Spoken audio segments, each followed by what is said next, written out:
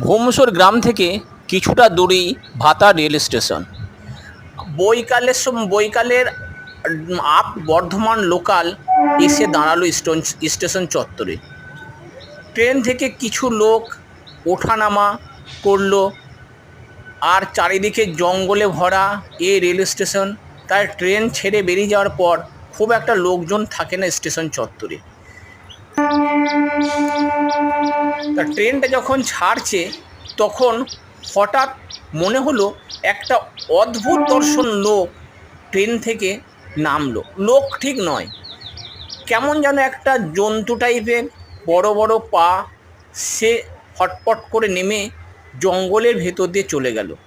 জঙ্গলের ভেতর দিয়ে যাবার সময় এত দ্রুত গেল যে খুব একটা তাকে বুঝতে পারা গেল না যে জিনিসটা কী। তবে তার যে কোনো বদ মতলব আছে এটুকু খুব ভালো করেই বোঝা যাচ্ছে। গভীর জঙ্গল,